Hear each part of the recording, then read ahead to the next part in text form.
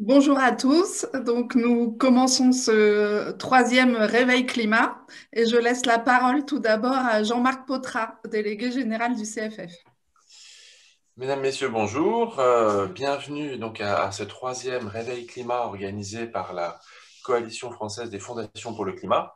Le thème de notre matinée, de ce réveil en tout cas, est une approche climat et santé par le concept One Sustainable Health. Et pour échanger avec vous, ce qui explique d'ailleurs que je puisse porter ce mot d'introduction, nous aurons un certain nombre d'intervenants. Fanny Ledonné de la Fondation de France sur le dispositif santé et environnement, Thierry Lefrançois du CIRAD, Benjamin Roche de l'IRD, Sylviane Rath du Fonds Vital Stratégie et Benoît Méribel qui intervient au titre de sa fondation Une santé durable pour tous, abritée par la Fondation Bulukian. Ce qui explique mon intervention alors que Benoît est parmi les intervenants, ce qu'il intervient à ce titre. Et bien sûr, à mes côtés pour introduire, et je vais lui passer immédiatement la parole, Marie-Stéphane Maradex, qui préside le comité de pilotage de la coalition climat. Et je profite au passage pour remercier bien sûr tous les intervenants, et Béatrice de Monlot et Sandrine Maïzano. Sandrine pour son animation et Béatrice pour tout ce qu'elle fait pour la coalition. Bienvenue à tout le monde, bon échange, bon réveil climat. Marie-Stéphane, c'est à toi. Donc bonjour à toutes et à tous. Effectivement, je vous souhaite la bienvenue à ce troisième réveil climat au nom du comité de pilotage de la coalition des fondations françaises pour le climat. Et je voudrais donc faire quelques petits propos préliminaires sur ce thème qui relie les enjeux climatiques et de santé. Alors comme vous le savez, la question climatique est un enjeu qui est un défi à la fois mondial mais également global, puisque cette question touche toutes les géographies et tous les secteurs d'action. Et nous savons, les dérèglements climatiques, et moi j'aime mieux le mot de dérèglement que changement climatique, affectent les plus vulnérables à la croisée de multiples enjeux. Effondrement de la biodiversité, je pense qu'aujourd'hui nous célébrons la biodiversité, accès aux terres, le logement, l'emploi, l'eau, l'alimentation, qui est un thème qui m'est cher, mais aussi déracinement culturel, on n'en parle pas assez, et bien entendu les enjeux de santé. C'est cette interdépendance des sujets et ses impacts sur des populations déjà fragiles qui engage les fondations vers une responsabilité plus grande dans la lutte contre ces dérèglements climatiques. C'est la raison même de la coalition des fondations françaises pour le climat et la dynamique similaire qui s'opère au niveau européen et demain au niveau mondial, puisque notre mouvement va être rejoint grâce à l'impulsion de WING. Alors, la pandémie de Covid-19 nous rappelle la pertinence du concept de One Health, une santé globale pour la Terre, les animaux et les humains. Nous savons que les zoonoses ont toujours existé, on a un peu redécouvert ce mot, mais la proximité entre les humains et les animaux, en raison de nos modes de vie et de la dégradation de notre environnement due à nos activités, a ouvert une boîte de Pandore qui n'est sans doute pas prête de se refermer. Cette pandémie n'est que l'un des stigmates du lien entre santé et environnement. D'autres existent et causent des millions de malades et de morts chaque année, telle la pollution à l'ozone ou encore une alimentation saturée en intrants et additifs, tous ruineux pour la santé. Ces causes provoquent allergies, maladies respiratoires, infectieuses, cancéreuses, nutritionnelles et même mentales. Aujourd'hui, toute approche d'un sujet ne peut être que systémique, dans l'interdépendance des causes et des effets. Les dérèglements climatiques doivent nous aider à sortir de nos silos et à appréhender le monde dans sa complexité et ses fragilités. J'espère que cette session vous aidera à appréhender ce concept de santé globale, celle des femmes et des hommes, mais aussi celle des sols, de l'air, des océans, pour qu'ils soient vivants, résilients et durables, et celle des animaux, dans le respect de leur diversité, de leur santé et de leur bien-être. Je vous souhaite un bon réveil climat.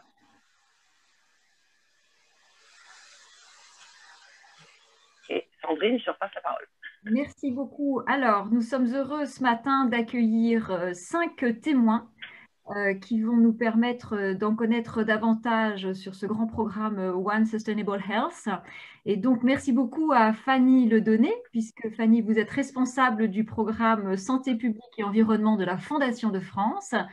Merci beaucoup à Thierry Lefrançois, puisque Thierry, vous êtes spécialiste des réseaux et approches intégrées de la santé au CIRAD. Le CIRAD, c'est le Centre de coopération internationale en recherche agronomique pour le développement. Donc, c'est tout ce qui est décloisonnement entre la santé animale, humaine et environnementale. Benjamin, vous êtes directeur de recherche à l'IRD, spécialiste donc du climat, de la biodiversité et de la santé. Nous accueillons aussi Sylviane Rath, qui est la directrice du Bureau européen du Fonds de dotation Vital Stratégie. Benoît Méribel, bien sûr, qu'on ne présente plus en tant que président du CFF, mais qui est aujourd'hui là à titre de secrétaire général de la Fondation Une santé durable pour tous. Alors, merci beaucoup à tous les 5. On va vous écouter les uns après les autres. Peut-être souligner aujourd'hui que nous sommes donc à l'heure où nous parlons 80 connectés, ce qui montre le succès de ce réveil climat qui a lieu maintenant tous les mois. Et avant de laisser la parole à Fanny, je reprécise bien sûr que vous êtes filmés, mais que surtout, nous avons une séance questions-réponses à la fin de ce réveil climat et nous vous invitons à formuler vos questions dans le fil de discussion, ce qu'on appelle aussi le chat, et peut-être, si vous êtes à l'aise avec l'outil Zoom, de préciser davantage votre titre lorsqu'il y a votre petite vignette qui vous présente comme participant, c'est-à-dire votre nom et la structure que vous représenter. Donc, sans plus attendre, Fanny, le donner, c'est à vous. Bonjour à tous. Alors, merci beaucoup pour cette invitation sur la thématique santé et climat qui est très importante à la Fondation de France. C'est une thématique, alors je vais demander la diapositive suivante, s'il vous plaît. C'est une thématique qui existe à la Fondation de France depuis 1994, donc à une période où les questions, le lien entre santé et environnement émergeait, les contours étaient encore à définir et ils le sont toujours. Au départ, ce programme s'intéressait véritablement au lien entre le cancer et l'environnement, donc une pathologie ou un groupe de pathologies et ses causes. Donc, on avait un programme qui n'était pas ciblé sur une maladie, mais sur les causes pour comprendre le cancer. Et petit à petit, au sein de ce programme, on s'est rendu compte que de nombreux porteurs de projets revenaient vers nous en nous disant « Oui, mais le cancer, il n'y a pas que ça. Il faudrait l'ouvrir à d'autres thématiques. » Donc, petit à petit, ce programme s'est ouvert aux conséquences neurologiques, aux conséquences cardiaques, aux conséquences sur la fertilité et c'est devenu un programme qui n'était plus cancer et environnement, mais santé publique et environnement, pour comprendre donc les effets de ces causes sur la santé humaine. C'est un programme qui est très diversifié dans le cadre de ses soutiens, parce qu'il va permettre à la fois le soutien de jeunes chercheurs, des subventions d'équipes, des organisations de journées thématiques et des aides aux plateformes et infrastructures de recherche. Donc, on est vraiment sur un programme très transversal pour que les acteurs puissent travailler ensemble sur ce thème commun. Prochaine diapositive, s'il vous plaît. Alors, les objectifs du programme, aujourd'hui, ils sont de 3 sortes. Le premier, c'est de soutenir les études sur l'impact sanitaire des facteurs de risques environnementaux. Ensuite, c'est de soutenir les études portant sur des actions de prévention en santé environnementale. La prévention, ce sera un sujet qui sera abordé plus tard, je pense, mais ça fait vraiment partie de la réflexion qui est menée aujourd'hui dans les soutiens. Et la troisième, c'est également de soutenir les études sur les mobilisations collectives et les interventions publiques relatives aux questions de santé environnementale. Donc aujourd'hui, on est vraiment sur ces 3 axes.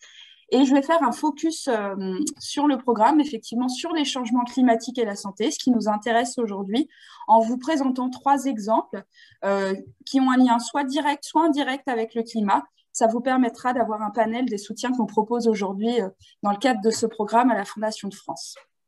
Donc, diapositive suivante, s'il vous plaît. Donc, le premier projet, il s'agit du projet Climates, qui est porté par Joanne Lepeul dans l'équipe épidémiologie environnementale à Grenoble. Et il s'agit d'un programme qui va directement étudier les effets de l'exposition prénatale et postnatale aux variations de température. Donc, cette équipe, elle a décidé de se focaliser sur 3 points.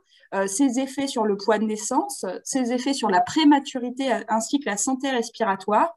Et donc, il va y avoir différentes phases d'examen clinique sur des cohortes de plusieurs milliers de patients, ce qui va permettre d'avoir vraiment des résultats robustes. Donc ça, c'est une étude en cours dont on a hâte d'avoir les résultats. Et vous voyez, c'est une étude vraiment directe entre climat et santé. Alors, un second exemple que je vais vous présenter maintenant. Alors ça, on est sur un cas de lien indirect, mais vous allez comprendre que finalement, ces questions sont très proches. C'est la question des accidents, de l'accident vasculaire cérébral et de l'environnement. Donc, c'est un projet qui est porté par Frédéric Mounier à l'Université de Franche-Comté de Besançon. Et l'idée de ce projet, c'est d'analyser en zone urbaine la relation entre l'apparition des AVC et la multi-exposition environnementale, donc à la pollution atmosphérique, au bruit notamment, et les potentiels bénéfiques par rapport à la proximité des espaces verts et bleus, donc proches des rivières, hein, les espaces proches des rivières. Donc vous voyez là aussi, le climat indirectement va être impliqué dans l'apparition de ces pathologies. Donc là, ça montre également la diversité des questions autour du climat, de l'urbanisme et de tous les changements qui interviennent et qui pourraient avoir des conséquences sur la santé humaine. Prochaine diapositive, s'il vous plaît. Et donc, un troisième projet qui montre un petit peu la diversité de ce programme. Et on est sur un sujet qui est un peu éloigné du climat, mais finalement pas tant que ça. Ce troisième projet, ça s'intéresse à la proximité des activités agricoles et les cancers de l'enfant. Donc, c'est un projet qui est porté par Sophie Bamouni à Paris, dans l'équipe Epicea. Et donc là, on est vraiment sur les effets notamment des pesticides qui sont utilisés sur des cultures et des plantations qui ne sont pas forcément initialement adaptées au sol dans lesquels ils sont plantés, donc pour lesquels il faut booster et forcer la culture. Et donc là, ce projet s'intéresse directement aux expositions aux pesticides en lien avec les cancers de l'enfant et notamment des leucémies. C'est un projet qui est en collaboration avec Santé publique France. Et c'est un projet qui a fait suite à une demande très précise du ministère en charge de la Santé en 2016, vous vous souvenez sûrement de tous ces cas de cancer qui est apparu au niveau de la Loire-Atlantique, au niveau du côté de Nantes. Et donc ça, c'est vraiment des études que l'on soutient nous aussi, qu'en tant que fondation, on est amené à soutenir à notre niveau. Alors, vous parlez de ce programme, c'est surtout vous montrer qu'on est parti à la base d'un programme qui était autour d'un groupe de pathologies qui était le cancer et son lien avec l'environnement. Aujourd'hui, tout ça, ça se décloisonne. On est vraiment sur une thématique qui va s'intéresser aux causes pour comprendre les conséquences. Et je pense que c'est vraiment le fil conducteur de cette journée avec la création de One Health et l'idée de décloisonner ces thématiques et que les chercheurs qui travaillent, qui à l'origine travaillaient sur différentes pathologies ou différentes conséquences, puissent faire un travail commun pour vraiment pouvoir faire émerger, en tout cas, la compréhension et des bonnes pratiques sur toutes ces questions de climat et de santé. Voilà, je vous remercie pour votre écoute et je suis disponible si vous avez des questions par la suite. Merci beaucoup. Merci beaucoup Fanny pour ce premier témoignage. Nous allons maintenant écouter Thierry Lefrançois, dont je précisais tout à l'heure qu'il travaille au CIRAD, donc directeur du département système biologique. Peut-être serait-il quand même important de souligner ici que François, vous venez d'intégrer il y a peu de temps le fameux Conseil scientifique français de la Covid-19, où vous êtes aujourd'hui le premier vétérinaire à être membre de cette instance qui est absolument fondamentale aujourd'hui. Donc Thierry, c'est à vous. Bonjour à tous. Oui, je vais essayer d'illustrer en fait l'importance du coup de ces approches intégrées de la santé et en particulier du concept One Health et le lien avec environnement, climat et santé. Alors, prochaine diapositive, s'il vous plaît. Bon, le concept One Health, alors c'est pas aussi évident à expliquer en 2 minutes, mais One Health ou une seule santé, il y a une définition en fait un peu officielle par les organisations internationales. Donc l'OMS ou l'équivalent en santé animale, qui est l'OIE, avec la FAO, c'est ce qu'on appelle la tripartite, on définit ce que c'était que cette approche One Health. C'est une approche intégrée de la santé qui associe santé humaine, santé animale et environnement. Pas santé environnementale parce qu'il y a une définition stricte, mais dans l'environnement, il y a la composante santé environnementale, mais aussi tous les facteurs qui vont jouer sur la santé humaine et santé animale. Alors ce concept n'est pas tout nouveau. D'ailleurs, dans l'histoire, en fait, il y avait une approche intégrée de la santé, c'était assez classique et ça a été un peu perdu finalement avec la compréhension de la relation entre un pathogène et une maladie et finalement avec le développement des médicaments, des antibiotiques, etc. Et c'est revenu à la fin du XXe siècle avec les questions de sida, d'Ebola, de vache folle, où on s'est rendu compte que la composante de lien santé humaine, santé animale, environnement était absolument indispensable. Et ça s'est vraiment concrétisé avec la grippe aviaire, qui est quand même un exemple important d'approche intégrée de la santé nécessaire pour lutter contre cette maladie. Prochaine diapositive. Une façon peut-être un peu plus concrète en fait, d'expliquer ce que c'est que le One Health et l'importance de comprendre toutes ces composantes, c'est de travailler sur les maladies vectorielles. Alors, les maladies vectorielles, en un mot, sont les maladies qui sont transmises par des vecteurs, les vecteurs étant des moustiques, des tiques, enfin n'importe quel insecte qui va transmettre un pathogène à l'homme ou à l'animal à partir de l'environnement ou d'un autre animal ou d'un autre homme. On décrit classiquement l'interaction que vous voyez au milieu entre l'hôte, donc l'animal ou l'homme, le vecteur et le pathogène, des interactions complexes. Et c'est ces interactions complexes qui sont hautement dépendantes de plein d'autres choses.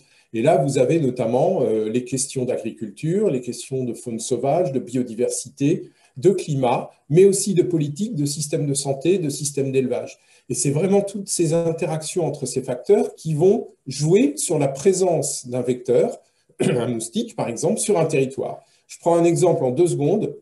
Le climat va jouer sur le changement de position des moustiques sur l'ensemble du territoire dans le monde. Et effectivement, le réchauffement ou les dérèglements climatiques vont faire que les moustiques vont se retrouver dans des zones où vous n'avez pas l'habitude d'être présents et être en contact avec des espèces éventuellement auxquelles ils vont pouvoir transmettre des maladies.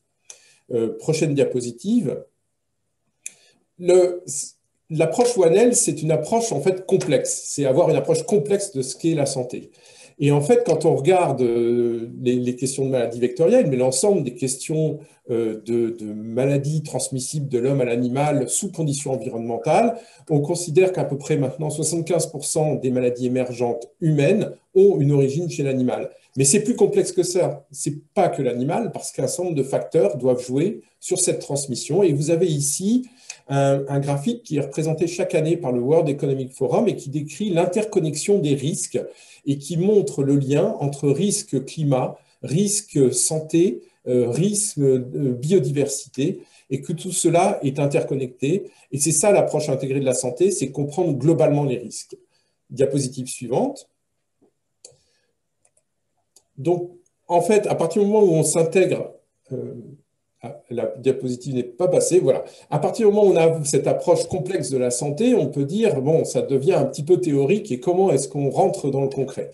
Ben, pour rentrer dans le concret, en tout cas au CIRAD, on essaye de travailler sur l'échelle du territoire, parce qu'il ne suffit pas de travailler au niveau mondial et de ces changements globaux, mais il faut comprendre ce que c'est que la santé globale, ce que c'est que le One Health. Et on s'intéresse donc dans le cadre de plusieurs projets, j'en ai cité 2, un qui s'appelle Santé Territoire, qui est développé en Afrique, notamment au Bénin et au Sénégal, et puis un autre qui est développé dans le parc régional des Grandes Causses, et qui montre ce que c'est qu'une approche territoriale de la santé. Qu'est-ce que c'est? C'est s'intéresser à tous les acteurs qui sont associés à la santé. Donc c'est le public, c'est aussi les éleveurs, c'est les agriculteurs, c'est les personnes qui protègent l'environnement, c'est les politiques, etc., pour essayer de comprendre ce que c'est qu'un territoire en bonne santé, en tenant compte de la santé humaine, de la santé animale, de la santé des plantes, de la santé des sols, de la santé environnementale dans le sens le plus large possible, et en essayant de comprendre les interactions entre tous ces compartiments. C'est extrêmement important de s'y intéresser à cette échelle-là, mais c'est aussi important de s'y intéresser à une autre échelle et à une échelle internationale et institutionnelle. Et prochaine diapositive, parce qu'il faut maintenant, à partir de cette théorie de l'approche intégrée de la santé, essayer d'aller plus loin et de les appliquer. Et il est vrai que la crise actuelle démontre cette nécessité de comprendre plus profondément ce que sont les approches intégrées de la santé, en associant l'ensemble des acteurs, comme on le fait au niveau d'un territoire, mais le faire aussi au niveau national, en interministériel, avec des systèmes qui d'habitude sont extrêmement sectorisés, et à l'international et de façon solidaire. C'est important pour cela de développer des indicateurs pour comprendre ce que c'est qu'un territoire en bonne santé et pour pouvoir évaluer l'évolution de ce territoire et l'évolution de la santé de ce territoire dans un état complexe qui est un socio-écosystème et qui doit être en équilibre pour être maintenu en bonne santé. Et donc, si on veut aller plus loin, l'idée, c'est d'essayer de pousser à ce que notre société construise des socio-écosystèmes qui seraient peu favorables aux émergences et en particulier aux pandémies que l'on connaît actuellement. Et pour construire cela, il faut encore une fois associer l'ensemble des acteurs, le faire au niveau d'un territoire, mais le faire aussi au niveau de la population mondiale. Et je prendrai juste l'exemple qui est développé dans cette diapositive de la question de la production agricole, qui est aussi liée très fortement, bien sûr, au climat et aux changements environnementaux. Évidemment, quand on s'intéresse à la production agricole et l'effet sur la santé, il est important de comprendre qu'une production agricole va avoir un effet direct là où elle est réalisée sur la santé des sols, sur l'eau, sur la forêt, les habitats, la biodiversité en fonction du type de production agricole qui va être développée ou en fonction du type d'élevage. Il va y avoir un impact écologique éventuellement de l'importation, donc ce qu'on appelle la production d'importation, avec un impact à la fois carbone et un impact du conditionnement. Mais il y a aussi un effet social avec les conditions de production qui peuvent être tout à fait différentes dans les pays du Sud, par exemple, qu'en Europe, et un effet sanitaire avec ce lien biodiversité, émergence de maladies, avec l'exemple habituel des questions de rupture de la biodiversité à travers la déforestation qui peuvent induire des contacts entre pathogènes, vecteurs ou réservoirs et hommes. Et donc, il est important d'avoir cette conception globale et d'avoir cette mise en pratique de l'approche One Health à travers des réseaux de santé et à travers un certain nombre de projets concrets. Et Benjamin Roche, à la suite, développera l'approche développée dans le projet Présode pour prévenir les pandémies au niveau mondial. Je vous remercie. Merci beaucoup Thierry. Effectivement, votre présentation est tout à fait éclairante. Et donc maintenant, nous enchaînons avec donc Benjamin Roche qui notamment va nous en dire un peu plus sur ce fameux projet Présode. Benjamin, c'est à vous. Oui, merci beaucoup. Bonjour à tous. Donc effectivement, pour emboîter un petit peu le pas de Thierry sur aller peut-être un peu plus justement vers le problème des émergences de zoonoses et des liens qu'il peut y avoir entre climat, biodiversité, émergence de zoonoses. D'abord, il faut bien comprendre effectivement que les écosystèmes, ce sont des systèmes qui ont un équilibre extrêmement fragile, où il y a beaucoup d'espèces animales qui sont en contact entre elles, et avec beaucoup aussi d'espèces de microbes qui circulent déjà entre ces différentes espèces animales, et qui sont le fruit d'une très longue histoire de coévolution entre ces microbes et ces espèces animales, que ce soit des vertébrés ou des invertébrés comme les vecteurs, comme ce que disait Thierry à l'instant. Et dans ce contexte-là, en fait, ce sont vraiment les activités humaines, donc que ce soit la déforestation, l'agriculture intensive, l'urbanisation, qui vont faire, ces pressions anthropiques, qui vont faire que, effectivement, certaines espèces animales vont commencer à perdre leur habitat, qu'on va avoir une dégradation de ces écosystèmes, et donc une altération des communautés microbiennes, donc avec certaines espèces de microbes qui vont disparaître, mais avec d'autres espèces de microbes qui vont commencer à être transmises de façon beaucoup plus intense au sein de ces écosystèmes. Le fait aussi d'avoir des pertes d'habitat vont faire qu'on va avoir une interaction plus importante entre certaines espèces animales, ce qui va encore plus augmenter la transmission de ces microbes. Et c'est comme ça qu'on va se retrouver effectivement à avoir ce phénomène de ce qu'on appelle en anglais de spillover, autrement dit de dispersion des espèces de la faune sauvage, soit directement vers les populations humaines, que ce soit par certaines activités socio-économiques humaines, soit par l'intermédiaire d'autres intermédiaires, comme par exemple les vecteurs, où on peut avoir aussi ce phénomène de dispersion depuis la faune sauvage vers les populations humaines par les animaux domestiques, avec lesquels, bien sûr, les populations humaines sont beaucoup plus en contact. Tout ceci va faire qu'on va avoir de plus en plus d'exposition des populations humaines à ces microbes, et que donc, on va augmenter la probabilité que ces microbes commencent à s'adapter aux populations humaines et à avoir du coup des microbes qui commencent à se transmettre directement entre les humains, ce qui peut donner lieu à des émergences de zoonoses comme on a connu ces dernières années avec le SARS-CoV-1 en Chine, le MERS-CoV dans la péninsule arabique, le virus Ebola et bien sûr plus récemment le SARS-CoV-2 avec la COVID-19. Diapositive suivante, s'il vous plaît. Alors, un point qui est extrêmement important, c'est que justement cette crise de la COVID-19 a, semble-t-il, réveillé un peu les consciences, notamment dans la sphère politique. Et du coup, l'été dernier, donc l'IPBES, la plateforme intergouvernementale des Nations Unies sur la biodiversité et les écosystèmes, a provoqué un groupe de travail qui s'est réuni pendant l'été pour produire un rapport sur justement les causes d'émergence de ces émergences de zoonoses. Donc, on a analysé près de 700 références au cours cet atelier de travail. Et effectivement, on a pu mettre en évidence certains points, certains constats extrêmement importants. D'abord, toutes les différentes pandémies qui ont eu lieu au cours des dernières années avaient quasiment toutes une origine zoonotique, c'est-à-dire c'était d'abord un microbe qui circulait chez l'animal avant de s'adapter aux populations humaines. On a vu aussi qu'il y avait des points qui étaient extrêmement importants, notamment le commerce de la faune sauvage, aussi bien légal que illégal, qui avait un poids extrêmement important sur ce risque d'émergence, car c'est un phénomène qui est en pleine expansion, ça a été multiplié par 5 au cours des 15 dernières années. Ça fait perdre effectivement de la biodiversité, donc ça permet d'augmenter la transmission de certains microbes, et ça met de plus en plus en contact les populations humaines avec cette faune sauvage et faune domestique de plus en plus infectée. Et enfin, le dernier point, c'est un processus qui est commun aussi bien aux émergences de pandémie qu'au changement climatique. Donc, on voit qu'on rentre vraiment dans un cercle vicieux entre tous ces différents grands changements globaux. C'est effectivement le changement d'utilisation de l'agriculture, des sols, pardon, via l'agriculture par exemple, ou l'urbanisation, qui cause plus de 30% de ces événements d'émergence de maladies. Donc, c'est quelque chose d'extrêmement important. Et aussi, quand on regarde d'un point de vue économique, on voit que prévenir ces pandémies, que ce soit par l'augmentation de la recherche, que ce soit par une meilleure gestion des écosystèmes, ne coûterait que à peu près 1% de ce que va nous coûter aujourd'hui la pandémie de Covid-19.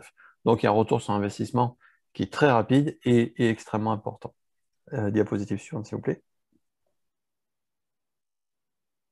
Donc là, on est parti sur les constats. On s'est aussi posé la question, qu'est-ce qu'on pouvait faire pour justement contrer ce processus d'émergence? Parce que c'est quelque chose qui s'accélère très clairement. Avant le XXe siècle, on avait à peu près une pandémie par siècle. Depuis le début du XXe siècle, on en a déjà eu 6. Et les émergences de zoonoses sont des événements qui s'accélèrent au cours du temps.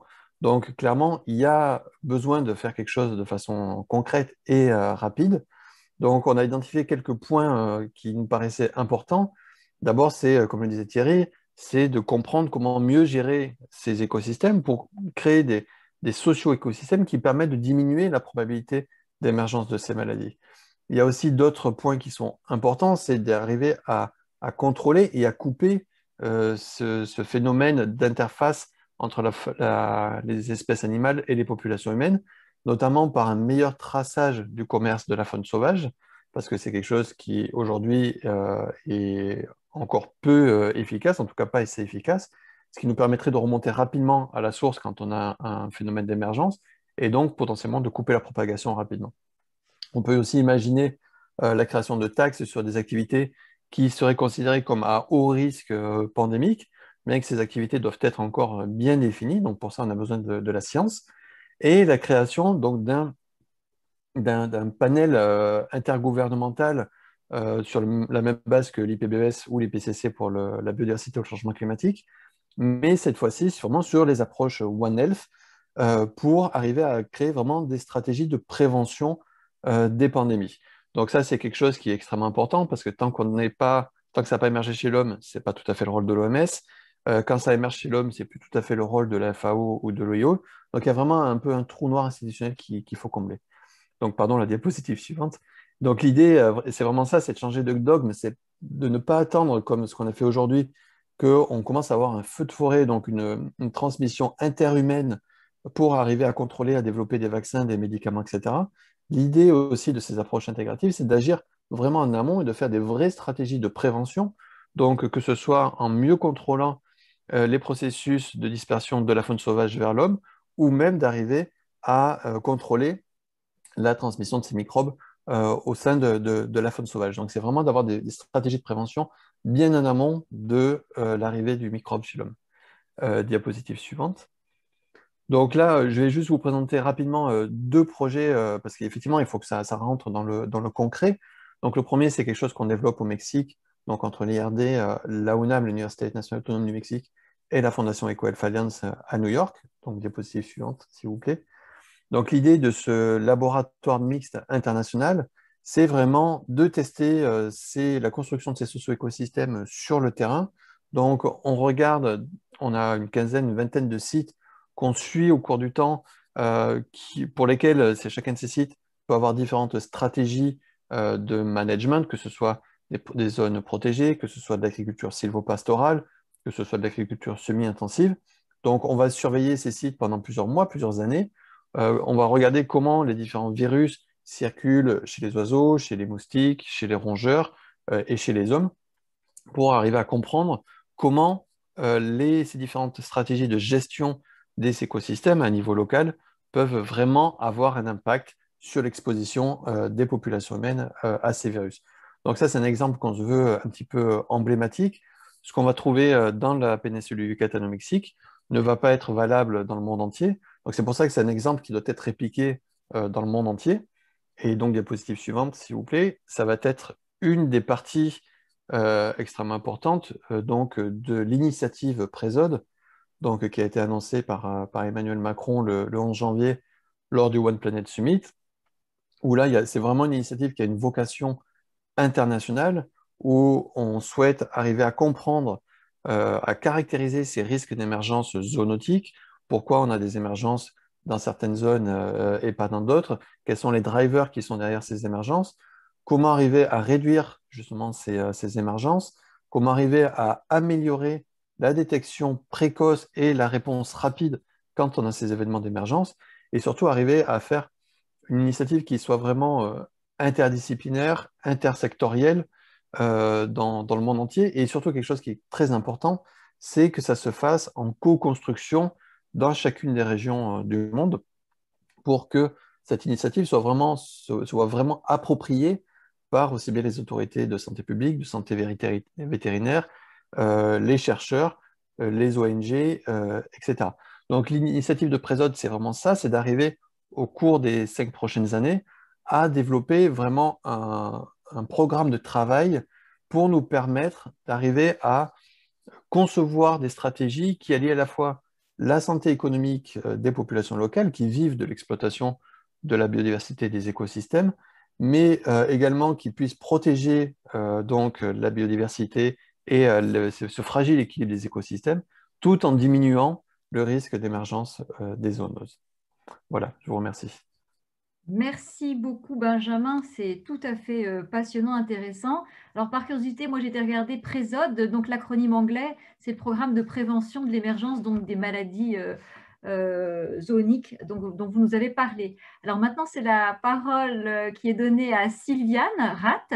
C'est à vous. On vous écoute. Merci Sandrine, et j'étais très intéressée d'écouter Benjamin, Thierry et Fanny avant, parce que ça résonne vraiment avec nous à Vital Strategy, ce qu'on essaie de faire et d'essayer d'aborder cette complexité dans un champ qui est un grand champ de la santé publique et de la santé environnementale, qui est la réduction de la pollution de l'air. Alors ça va être mon propos aujourd'hui. Juste brièvement, Vital Strategy, pour ceux qui ne nous connaissent pas, nous sommes un fonds de dotation en France, mais nous faisons partie d'un groupe beaucoup plus large international, avec des bureaux dans pas mal de pays et des collaborateurs avec différentes expertises. La prochaine slide, s'il vous plaît. Sandrine, merci. Donc, la pollution de l'air, juste pour cadrer un peu les choses, c'est un des principaux facteurs de risque pour la santé mondiale. Selon les estimations, c'est 6 à 7 millions de morts actuellement qui seraient alloués à la pollution de l'air, et ça touche en particulier les maladies cardiovasculaires, les maladies respiratoires et les cancers, un certain nombre de cancers, et évidemment d'autres pathologies. On va entendre parler aussi des difficultés avec les allergies, les asthmes et beaucoup d'autres pathologies qui impactent la santé de tous. La prochaine slide, s'il vous plaît. Alors donc du coup, nous Corentin ? Oui, merci. Donc, cette pollution de l'air, elle émane de différentes sources. C'est un petit peu comme Benjamin le montrait ou Thierry le montrait. On va commencer à arriver dans la complexité, c'est-à-dire que afin de la réduire, cette pollution de l'air, il va falloir évidemment regarder d'où elle émane.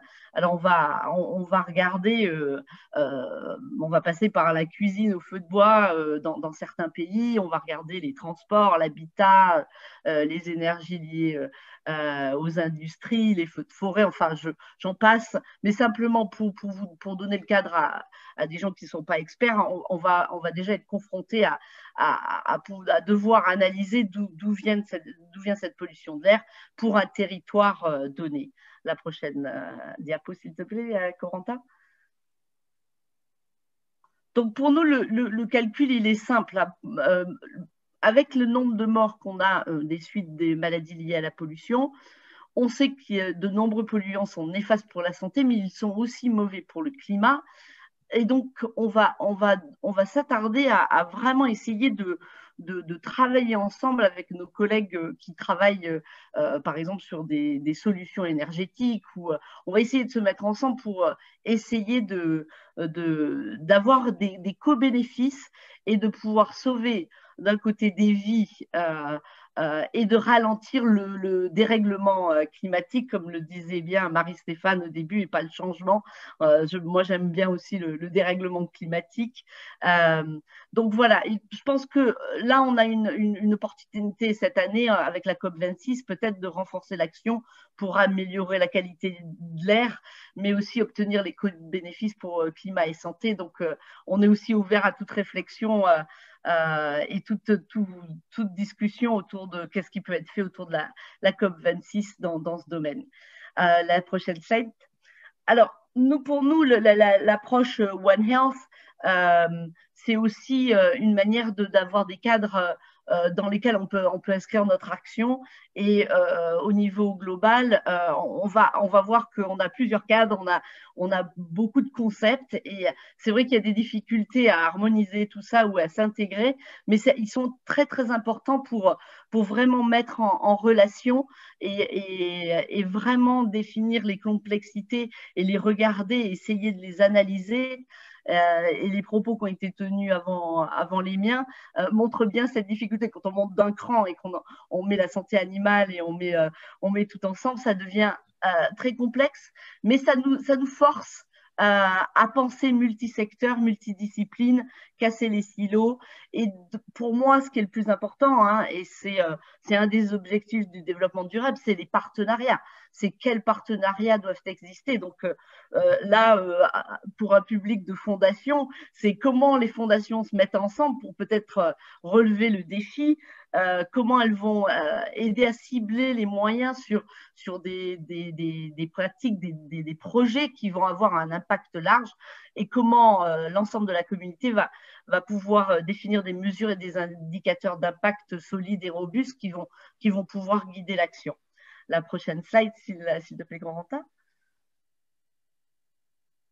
Donc, nous, pour revenir à notre approche à Vital Strategy, on a développé ce qu'on appelle le Clean Air Guide, qui vraiment vise à montrer une approche intégrale sur la pollution de l'air et de la gestion de la qualité de l'air pour des villes ou pour des États qui vont s'embarquer dans ça, ou qui commencent à travailler ou qui ont déjà commencé à travailler, en regardant bien déjà comment on mesure, quels sont les instruments de mesure. Ensuite, de regarder les émissions et leurs sources, vraiment avoir des données solides sur ce qui se passe, et ensuite de rendre ces données accessibles, parce qu'on a beau dire, mais ça semble évident qu'il faut utiliser les données pour pouvoir asseoir son action. Mais les données, souvent, on voit que ce sont des rapports complexes qui ne sont pas digestes, que les politiques ne vont pas lire. Donc, nous, on s'emploie vraiment à essayer de vulgariser, de développer des outils, des dashboards, des sites Internet et tout ça, qui vont essayer de mettre tout le monde sur la même longueur d'onde et d'avoir une même compréhension des problèmes, et ensuite d'organiser l'action. Alors, par la coordination, on travaille beaucoup avec des villes et surtout les villes sur assembler toutes les agences, mettre les données en commun pour pouvoir faciliter l'action. Donc, la prochaine slide, s'il te plaît, Corentin. Donc là, c'est un exemple concret de ce qu'on fait avec la métropole de Jakarta. Ça prend énormément de temps, ça a l'air simple comme ça, mais donc on a travaillé avec eux sur la caractérisation des émissions, et la répartition des sources d'émissions dans la ville. On a développé un site internet, on travaille avec eux aussi sur les normes, sur la réglementation, et on rassemble l'ensemble des acteurs. Et ça, c'est réplicable dans différentes régions, pays et villes. En fait, c'est une méthodologie qu'on peut très facilement partager et dans notre travail commun en tant que fonds de dotation et fondation, peut-être ce sont des types d'outils qu'il faut peut-être adapter et regarder. La prochaine slide, s'il te plaît, Quentin. Donc, juste pour résumer un petit peu ce que nous faisons et là où les soutiens sont nécessaires, donc je l'ai dit, c'est vraiment évaluer, générer, utiliser les données pour renforcer l'engagement et surtout dans notre perspective, accélérer l'adoption des politiques publiques qui vont pouvoir vraiment changer la donne.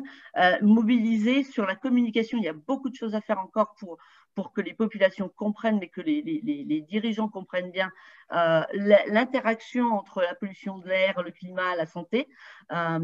Et ensuite, bon, ce que nous essayons de faire aussi à Vital Stratégie et notamment notre fonds de dotation, c'est d'essayer d'intégrer la dimension santé dans des programmes énergie. Donc, on travaille actuellement à voir comment pour les porteurs de projets, par exemple, qui vont regarder un changement sur les énergies, comment on va pouvoir les aider à intégrer la dimension santé et notamment aussi de développer des indicateurs pour différents secteurs pour mesurer l'impact sanitaire, par exemple avec la finance, on travaille avec Finance Portemo, l'ACO, évidemment le Centre français des fondations sur ça et un groupe comme R20.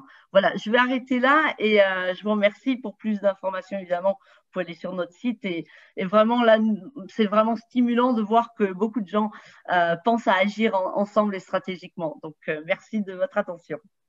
Merci beaucoup. On donne la parole.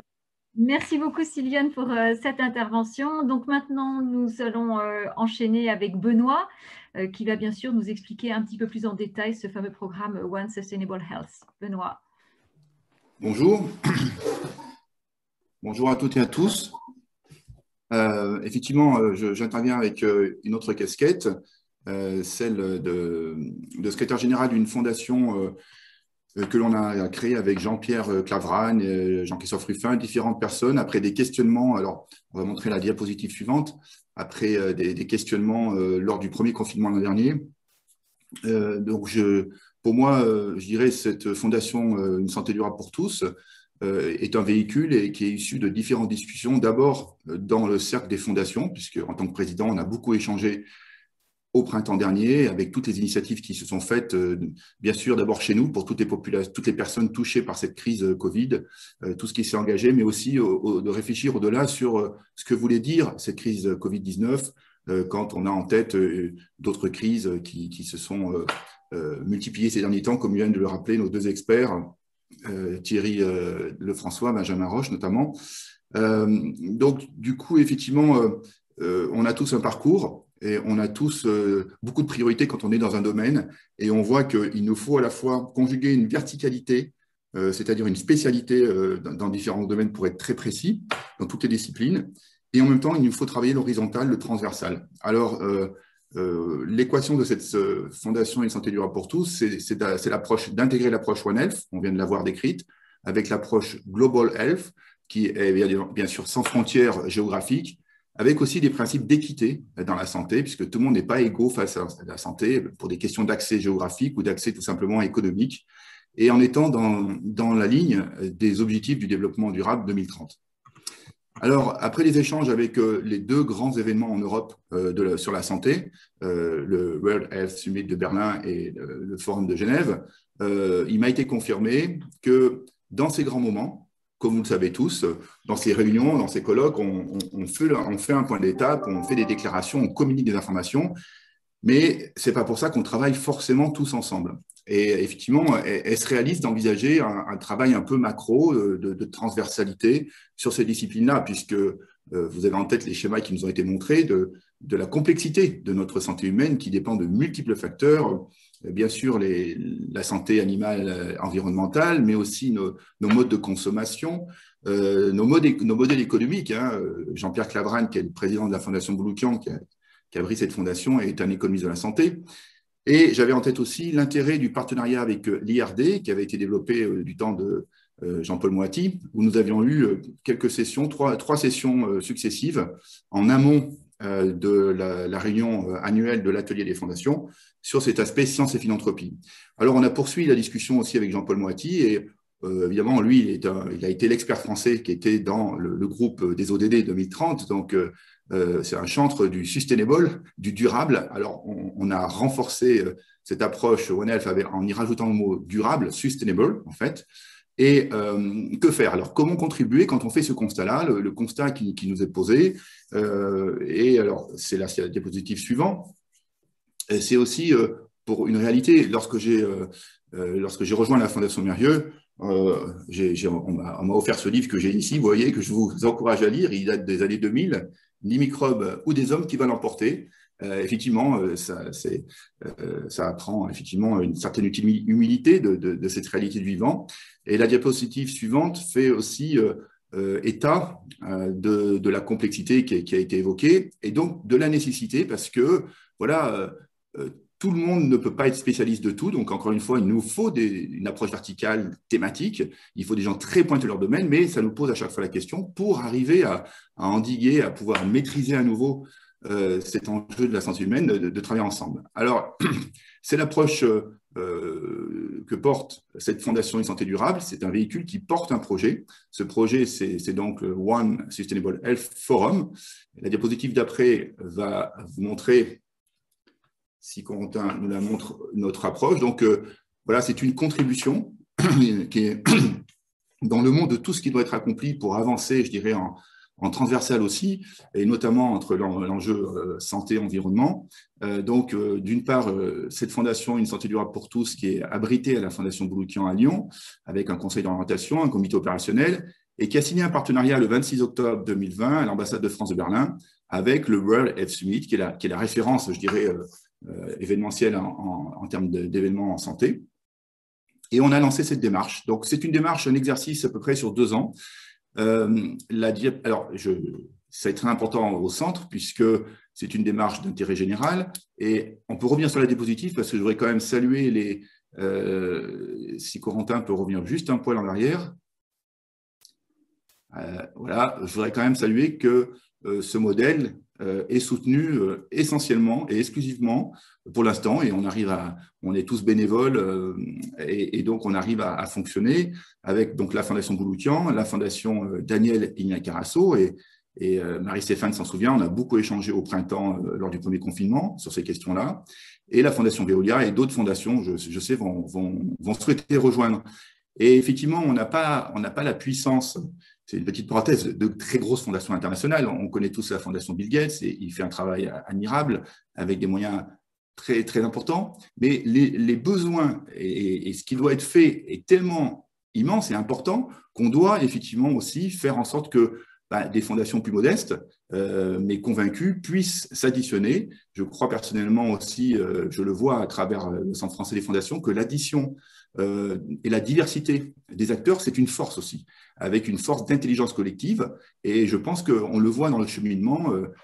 Thierry Lefrançois et Benjamin Roche sont très impliqués dans le développement de cet exercice. En fait, c'est un exercice, la démarche One Sustainable Health, qui a un début, qui aura une fin en octobre 2022. Donc, effectivement, j'invite les fondations qui le souhaitent à pouvoir se renseigner, puisqu'on est là en tant que fondation à apporter nos moyens au service de tous ces experts, je dirais les chercheurs et les opérateurs, alors c'est la diapositive suivante, pour pouvoir avoir les moyens d'échanger sur ce qui fonctionne, sur ce qui marche ou pas. Alors, on ne va pas lire toutes ces diapositives, mais simplement le cœur de cette démarche, c'est la mise en œuvre de groupes de travail internationaux qui débuteront à Lyon les 5 et 6 juillet. On aura une conférence préalable le 20 mai pour pouvoir faire un état des thématiques. Depuis le lancement avant-hier, on a beaucoup de remarques qui nous arrivent. Et donc,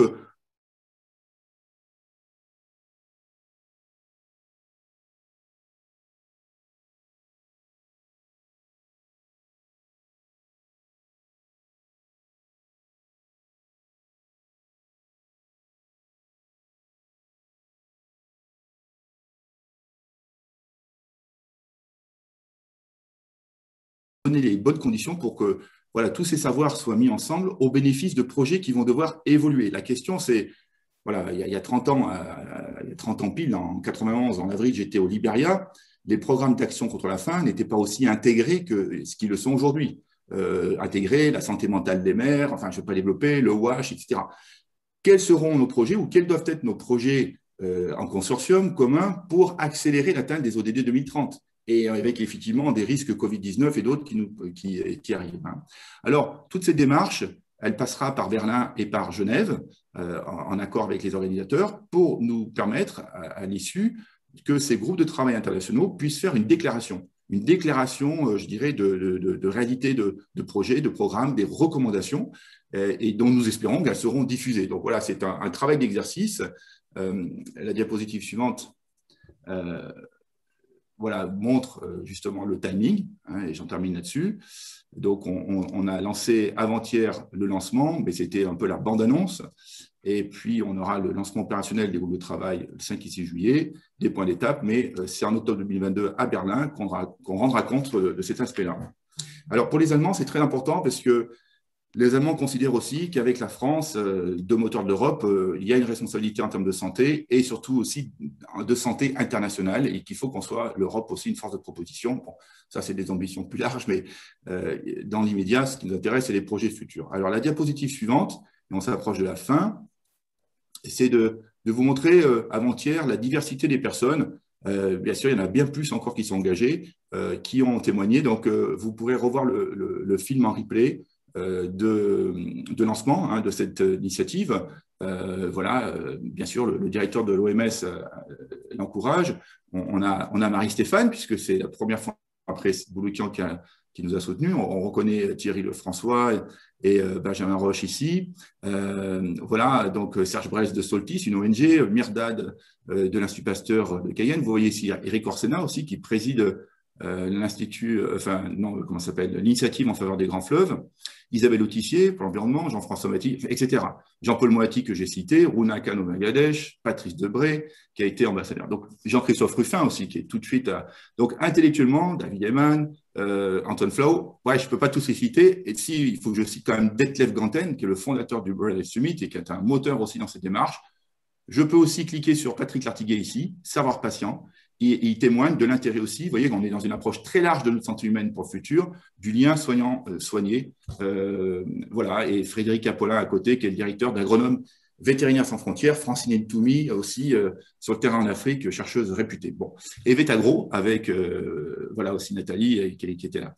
Alors, j'ai dû en oublier, notamment Yazdan Pana, de la nouvelle agence ANRS maladies infectieuses en France, Antoine Andremont, grand spécialiste des résistances antimicrobiennes. Donc, tous ces gens-là sont convaincus qu'on doit, effectivement, je vois aussi Bill Pape en Haïti, je m'arrête là, et qu'on doit travailler voilà, ensemble. Donc, retenez que, pour terminer la dernière diapositive, retenez que si vous voulez voilà, rejoindre cette démarche collaborative inclusive qui vise à donner les moyens à nos chercheurs, à nos opérateurs sans frontières, d'avoir les moyens de travailler sur des groupes de travail thématiques, vous voyez, dans une approche macro, pour après concrètement accélérer les nouveaux projets, posez des questions, rejoignez-nous, vous avez le site, et peut-être qu'on peut faire un petit clic sur Max, parce que justement, Max Claron est le seul permanent, je fais ça bénévolement, et à temps très partiel, avec des bénévoles, et Max est notre stagiaire, qui est un peu le fil conducteur. Je ne sais pas si on peut le montrer Max à l'écran. C'est toujours bien mettre un visage. Bonjour, bonjour à tous. Voilà, il a l'avantage aussi d'être bilingue, alors ça nous aide pour l'international. Et voilà, n'hésitez pas à lui poser des questions, à rentrer en contact si vous voulez en savoir plus. Merci. Bravo Max et merci Benoît. Merci beaucoup Benoît pour cette présentation de programme. Les personnalités que tu as citées sont extrêmement impressionnantes et on voit bien que là, c'est de la très belle animation d'intelligence collective. Je pense que Max va avoir beaucoup de contacts. Alors nous arrivons en fin. Alors Sandrine, justement, je rebondis sur Yana Thus-Bertrand nous a prêté des images de Legacy au début du film de lancement, vous verrez qu'ils sont fabuleuses. Et Yana Thus-Bertrand dit dans l'historique que ce qui nous a permis, nous, les hommes, de survivre à la préhistoire, c'était notre intelligence et notre capacité de collaboration. Il le dit plusieurs fois. Alors, voilà, il faut qu'on, face à ce qui nous arrive, le Covid-19, c'est la solidarité, c'est la coopération qui doit l'emporter. Et bien sûr, je ne suis pas scientifique, mais j'ai beaucoup appris en étant avec la famille Mérieux toutes ces années et aussi à Action contre la faim. Et c'est de cette façon-là qu'on voit qu'on doit forcément développer notre capacité ensemble. Absolument. Et le ensemble est une valeur qu'on partage tous entre fondations et fonds de dotation, bien évidemment. Alors, nous arrivons donc à la fin de cette session du Réveil Climat du 8 avril. Donc, ce qui est intéressant, c'est que vous nous avez enthousiasmés. On peut imaginer qu'il y a des questions ou des besoins de précision de la part de certains de nos participants. Alors, à la question qui est posée sur est-il prévu d'envisager particulièrement les liens entre dérèglement climatique, alors attendez, j'essaye de lire jusqu'au bout, et grande pauvreté, ça c'est une question effectivement qui est intéressante. Je ne sais pas parmi nos intervenants qui a envie de répondre, c'est une belle question. Comment envisager plus particulièrement les liens entre le fameux dérèglement climatique et la question de la grande pauvreté? Je peux peut-être rapidement rappeler qu'on le sait, hein, les chiffres sont clairs sur le dérèglement climatique et les réfugiés. Donc, il y a des réfugiés climatiques par rapport aux événements naturels. Oui, on l'envisage. C'est une démarche collaborative inclusive. Donc, on organise cette plateforme et effectivement, du moment qu'il y a des professionnels derrière, soit des chercheurs, des opérateurs qui veulent en parler avec d'autres, on va organiser un groupe de travail sur ce sujet-là.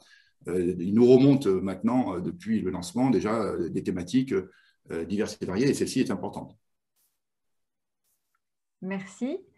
Est-ce qu'il y a d'autres questions? Alors moi, je vous invite à poser les questions dans le chat parce que c'est plus facile, mais s'il n'y a pas trop de questions, les gens peuvent les poser directement à l'oral, hein, ça peut être tout à fait sympathique, puisqu'en fait, ce genre de rendez-vous que la coalition des fondations françaises pour le climat donne maintenant tous les mois, c'est un espace bien sûr d'information, de sensibilisation, mais c'est aussi un espace d'échange et la parole vous est donnée. C'est très important que vous puissiez poser les questions à nos différents intervenants, à nos différents experts, puisque ce matin, on a des grands experts sur les questions de décloisonnement, de santé animale, de santé environnementale, de santé humaine. Le sujet est absolument passionnant et il est particulièrement d'actualité. Il y a une question sur l'UICN et comme l'IRD dans les fondateurs, peut-être que dans les parties prenantes, peut-être que Benjamin veut dire un mot. Mais absolument. Oui, avec plaisir. Donc, en fait, il y a un lien qui doit être très très fort, effectivement, entre toutes ces recherches et ces actions opérationnelles pour lutter contre ces émergences de zoonoses. Et pour ça, l'IUCN est effectivement l'un des acteurs principaux. Il y a aussi plein d'ONG qui travaillent au jour le jour justement sur ces questions-là. Et d'ailleurs, voilà, c'est pour revenir aussi à l'initiative Présode, ça sera effectivement le congrès de l'IUCN à Marseille, fin septembre, si je me souviens bien. Il n'est pas venu. Oui, bien sûr. Ouais, c'est ça. Sera d'ailleurs un point d'étape où voilà, des annonces concernant l'initiative Présode seront faites. Donc, on a besoin, pour développer ces approches intégrées d'organismes comme l'IUCN.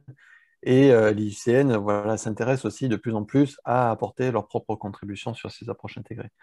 Donc, il y a un lien qui est en train de se construire, qui n'était pas évident ni pour les uns ni pour les autres. Mais voilà, le lien est en train de se construire. Alors justement, par rapport à votre intervention, Benjamin, tout à l'heure, j'avais noté que finalement, l'équivalent on a l'IPBES sur la biodiversité, on a le GIEC sur le climat. Le groupe qui se prépare s'appelle le I3P, c'est ça que j'ai Alors, c'est ce qu'on avait proposé au sein du rapport IPBES pour le Intergovernmental Panel for Pandemic Prevention. Alors, c'était une proposition. Là, aujourd'hui, il y a un conseil d'experts de haut niveau One Health qui est en train de se monter, qui devrait normalement démarrer d'ici l'été et qui aura vraiment alors c'est organisé par l'OMS, la FAO, l'OIE et l'UNEP, donc les 4 grandes organisations internationales concernées par la thématique. Et donc voilà, les experts vont bientôt être sélectionnés et l'idée sera vraiment d'apporter un éclairage d'experts One Health aux différents gouvernements participant aux Nations Unies. Donc, dans le but d'arriver à mieux contrôler les émergences de ces zoonoses, et aussi à développer de vraies stratégies de prévention des pandémies. Merci beaucoup. Je crois que les grands mots de ce matin, ça a été décloisonnement, prévention, collaboration. Je crois que ce sont des termes que l'on a retrouvés dans beaucoup de vos témoignages qui sont effectivement tout à fait éclairants. Alors, il est 9h30. Notre session de réveil climat est effectivement formatée de 8h30 à 9h30, sachant que bien entendu, dans la joie et dans la bonne humeur, on est toujours prêt à rester quelques minutes de plus s'il y a beaucoup de questions. Apparemment, ce matin, il n'y a pas tant de questions que cela. Ça veut dire que nos intervenants étaient extrêmement clairs. En tout cas, on va suivre toutes vos actualités de façon précise et on vous tiendra au courant. Donc, les supports, la vidéo vont être disponibles sur la chaîne YouTube du CFF et bien entendu, on peut annoncer, c'est annoncé dans le chat. Vous avez vous avez les prochaines dates de nos réveils climat. Alors que je ne me trompe pas dans l'appellation, donc le prochain rendez-vous, c'est le 6 mai prochain et on sera sur la grande question de la justice climatique. Et nous nous retrouverons un mois après, le 17 juin, cette fois pour aborder la grande question de l'éducation au climat. Donc, je suis en train de regarder s'il y a des nouvelles questions en live pendant que je vous parle. Nous avons des remerciements, ce qui est très agréable. Et effectivement, je pense que c'est un juste retour de cette chance que nous avons ce matin d'avoir pu écouter des experts éclairants et inspirants. Et toutes ces questions, bien entendu, s'intègrent dans cette grande initiative de la Coalition des fondations françaises pour le climat qui avance à grande vitesse pour cette année 2021. Est-ce que Benoît, tu veux peut-être faire un petit mot pour la fin ou une conclusion? Sinon, Alors, nous avions une question en plus de BPRL. Comment l'approche One Health peut-elle s'articuler avec le modèle urbain des villes denses? Du coup, c'est une thématique, bien sûr, qui est prise en compte dans cette approche. L'urbanisation a des impacts. Sylviane, tout à l'heure, parlait d'allergie, de pollution de l'air, de tous ces enjeux-là. L'urbanisation, on le sait, est un point très clé, très important, clé, qui est pris en compte dans notre approche, bien sûr, qui va être décliné. Donc, c'est la journée de la biodiversité aujourd'hui, je crois.